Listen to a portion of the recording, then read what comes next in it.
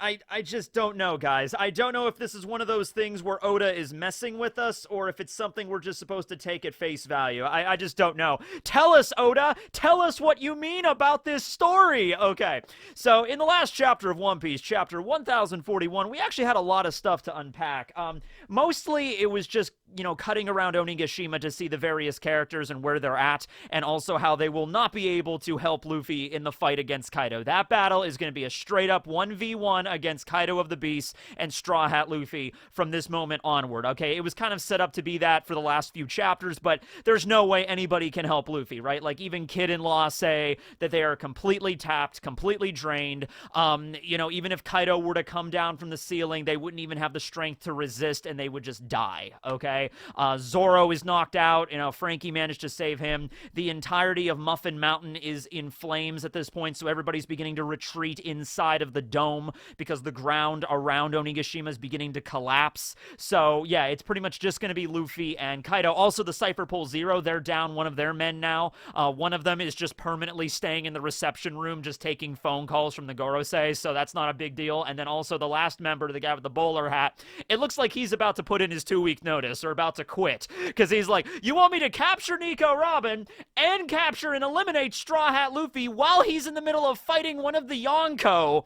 I don't get paid for crap. I have no vacation days. They don't even have dental, Barry. They don't even have dental in Cypher Pool Zero. So I think he's about ready just to quit. He's going to start striking pretty soon, right? So, and then Drake arrived and he was going to fight against him, okay? So he's not really going to be an issue right now. And everything else has been kind of taken care of, right? So that's the situation. But something else we also found out, as Momonosuke was discussing with Yamato, is that Oden's logbook, the vaunted logbook that contains all of the secrets. Remember, most of the stuff that we learned about during Oden's flashback was through the context of that logbook. Oden began to keep a journal even before he set sail from Wano, throughout his entire life, from the moment where he fought against the mountain god all the way up to him liberating Curry from Ashura Doji and the formation of the scabbards, and then he becomes the daimyo, and then he travels with Whitebeard, and then he traveled with Roger and found Laugh-Tale. He was keeping a journal of all of that along the way. And the big question was, when they found Laugh-Tale, he wrote down in the book, Roger laughed, and he also alluded to, what were the ancient weapons, and the Will of D, and the Void Century, and all that jazz, and everything like that. And the question was, did he write that down in the logbook? And the answer is, yes, he did, apparently. I mean, we don't know, I guess, for certain, because we've yet to actually see the pages of the logbook. Oda has never actually shown us the pages in the story. It's always somebody reading the logbook and reacting to it. But the way that Momonosuke spoke about it after he read the logbook, yes, he realized that he had to stay alive because, it was very much important for him to live on. But he also mentions that the most important pages of the logbook, the parts about Laugh-Tale, were removed. So I'm assuming that the way Oden wrote this down in the book was what are the ancient weapons and blah, blah, blah. We've finally reached Laugh-Tale after many days, and upon staring upon that holy land of pirates that had not been seen in over 800 years, Roger laughed. Rip! And then, the next page is it cuts back. So then we arrived back at Wano, and it's wait, what? How? Come on, right? So the question is there, why did Oden rip out the pages? You could just say, well, it was out of respect for Roger. Roger, the whole idea of them finding Laugh-Tale to begin with was such a big deal, and maybe the weight of what was on Laugh-Tale, what the One Piece really is, what the Void Century really is, I'm sure, because they all learned about it there as well, right? Maybe Oden did write it down initially, just as a reaction to that. Imagine you're finding out about all of the history of the world, right? The history that no one else has known about. You're finding out about it for the first time, and you have a pen and a notebook. You're okay, yeah, I'm gonna write this down. I'm sure in those pages that were torn out of the logbook, not only did it talk about Laugh-Tale in greater detail, what actually is Laugh-Tale, the layout of the island itself and what's on the island, the One Piece, but also he might have wrote down, maybe not all of it, but a Cliff Notes version of the Void Century. All right, so here's what the Void Century century was all about, right?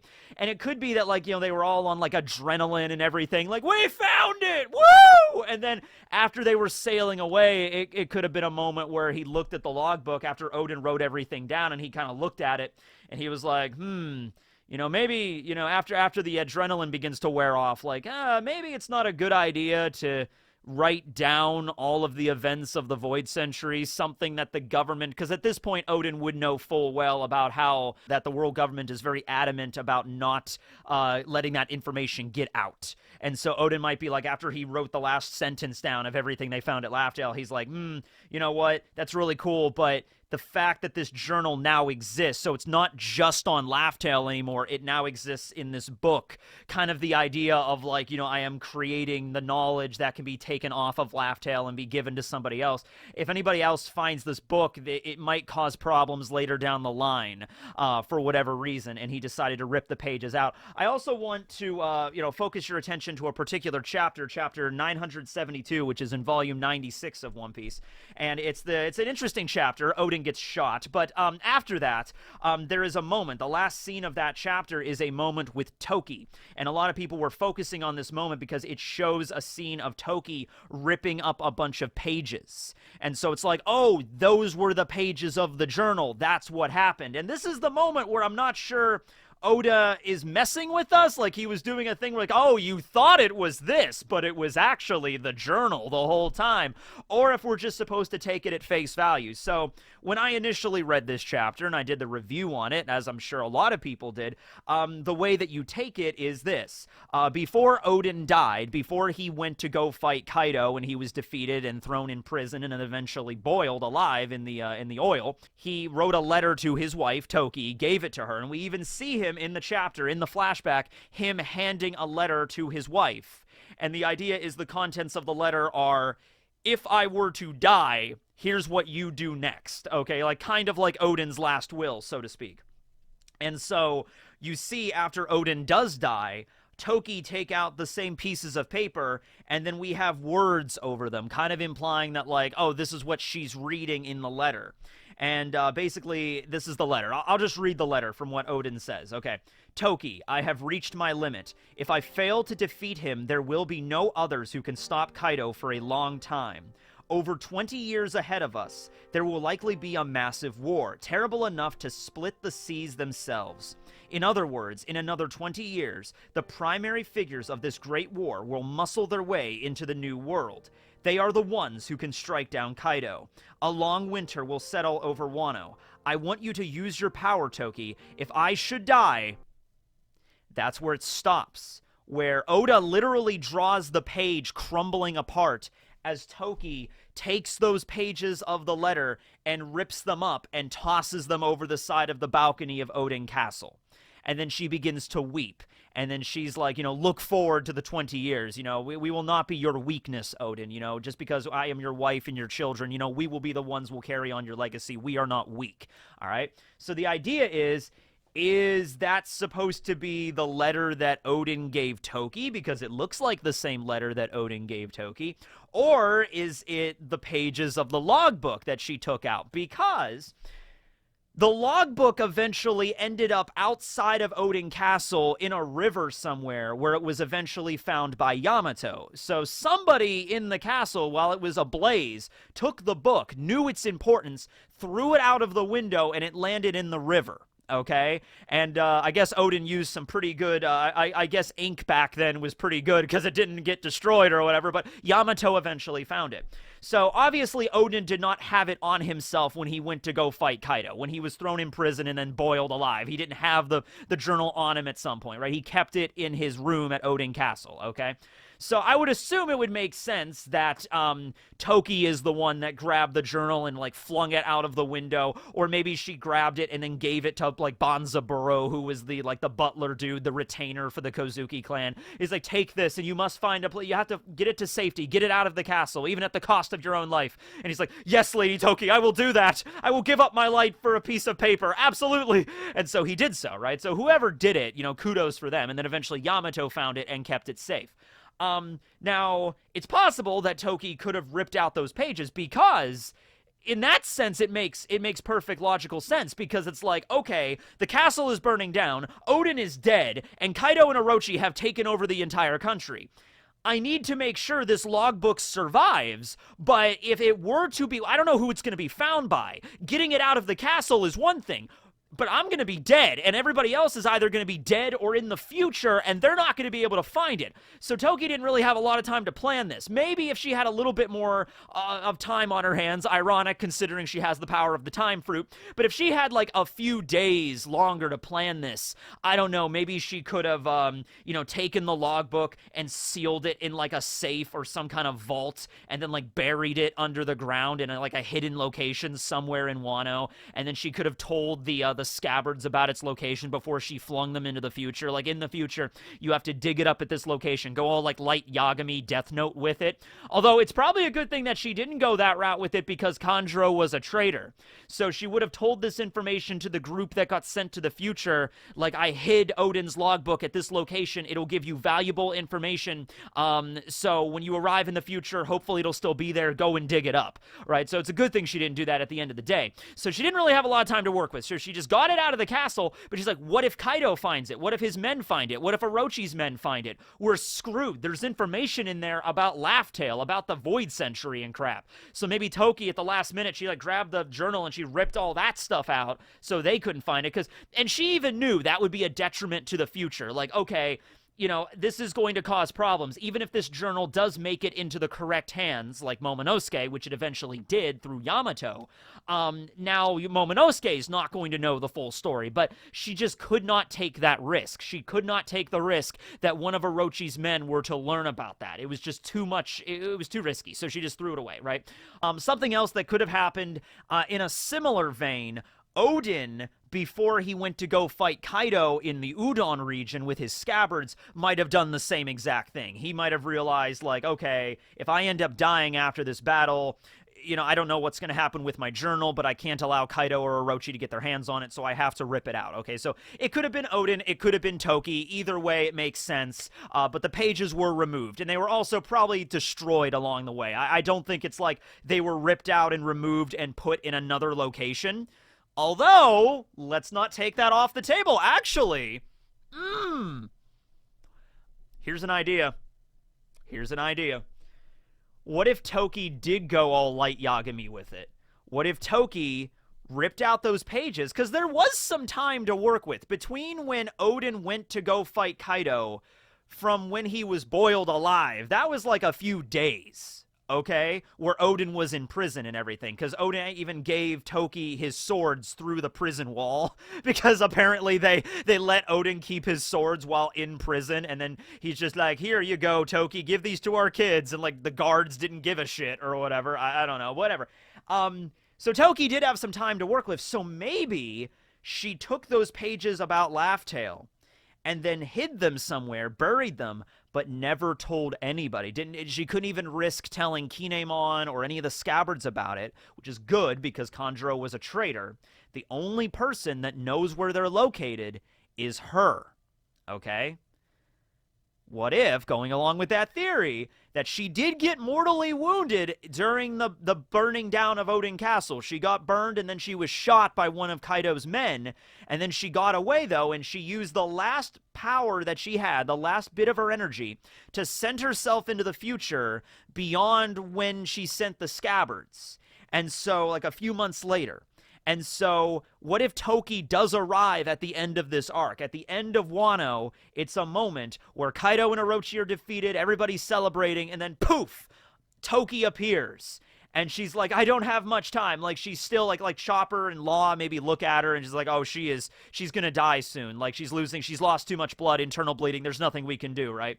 And so Toki's, like, last breath is like, Momonosuke, Hiyori, the pages, the forgotten pages of the logbook, I buried them here. You have to find them. I'm so glad you're doing okay. And then Toki dies.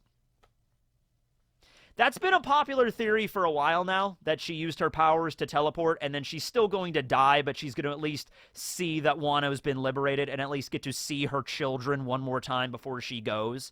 And it's totally feasible with her ability. Also, the fact that the time fruit did not reincarnate purportedly. We don't know about that at all. It would have reincarnated somewhere in Wano, I assume, but nobody has it. Nobody's been mentioning it or anything, unless Hiyori has it, and this never brought it up, but I'm pretty sure she doesn't. Have we ever seen Hiyori swim? Maybe. I don't know. But my point is, like, yeah, the time fruit has just been MIA for a long time now. So I'm thinking Toki did spend the last bit of her energy to warp into the future, and she's going to pop up at the very end of this arc, right? And she might have vital information, like what happened with the pages. Or, oh, I'm thinking too much about this. Like, you don't have to go all Light Yagami with it. She teleports. She warps into the future. She still has all of her clothing and stuff on her. You know, she doesn't teleport into the future naked. She could have the pages on her. That's just cut out the middleman, right? She's like, rips out the pages, puts them in her kimono, you know, time warp jutsu. Zip. Oh, Momonosuke, Hiyori, you've grown up. I love you, children. Here are the pages. Here's the end of the story. Here are the spoilers. Okay, bye. Toki out. Make sure the time fruit falls into the right hands. And then she dies. Just maybe a little bit more emotional the way Oda would draw it, but throwing it out there, right? Okay. Now, also, if that was the case, though, if that was the situation, we, the fan base, would still not find out about it. It would be like Momonosuke and Hiyori receive the pages. And I'm assuming at this point they are going to stay on Wano. I don't think they're going to join the Straw Hats. They might. You know, you can't throw it out there. I'm just personally, I don't see it. So if Momo and Hiyori stay in Wano and the Straw Hats sail away, maybe like Yamato is with them at that point or whatever, maybe Carrot, they're sailing away from Wano, that's when maybe Toki arrives. Maybe Toki might arrive after the Straw Hats leave. Because Toki, she does not know exactly how long it's going to take for Kaido and Orochi to fall. It's been a few months. Oda's been very vague about it since the moment that Kinemon and everybody arrived in the future to where we're at right now. It's only been stated to be a few months. So maybe it's a situation where Toki sends Kinemon and everybody into the future 20 years exactly, but then she's like, okay, I sent them 20 years exactly, so how many months should I give them to completely defeat Kaido and liberate all of Wano? I'll give them 6 months. So she warps 20 years and 6 months into the future, and that's when she shows up, right? It might be a situation where the battle's over for several weeks and the Straw Hats are long gone at this point, and they're in Elbaf at that point or whatever, and then finally Toki arrives. Like, I couldn't figure out the exact moment the battle was going to be over. I just had to make a guess and just jump, you know, and that's all I could do, right? Might be a situation like that. And then she gives the letter to Momo, and he reads it, and we don't see the reaction, but Momonosuke's like reading what Laugh Tale is, and what the One Piece is, and what the Void Century is, and the ancient weapons and everything, and Momonosuke, we just see his reaction like, oh my god. And then we just end of chapter, you know, and then that's it. And we will find out what the One Piece is when the Straw Hats do, but it's like Momo might find out about it earlier than that, possibly, right?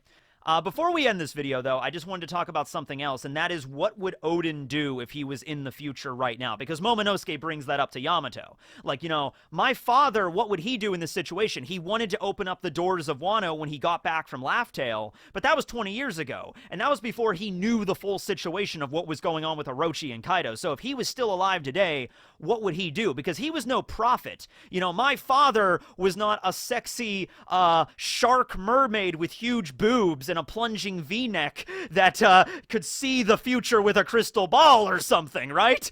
You know, my father was just an average samurai. I mean, he was an above average samurai, but he was a samurai, right? So, yeah, you know, what would Oden do in this situation? And I feel, and Momonosuke begins to cry at that. He begins to like, I feel like I'm a coward. Because my dad, this was his whole dream to open up Wano, but now I'm looking at the world, I'm seeing how dangerous it is, not just Kaido and Orochi, but like the world government wants to get in, especially now that Zunisha relayed the information to Momonosuke, like there's world government ships everywhere. And so Momo's like, they're going to try to invade Wano and take us over. I don't think I want to open up Wano to the world, right? And so we don't really know the conclusion, what Momonosuke will finally settle on. But the question is, what would Oden do in this situation? And I have a feeling Oden's perspective on this would not change.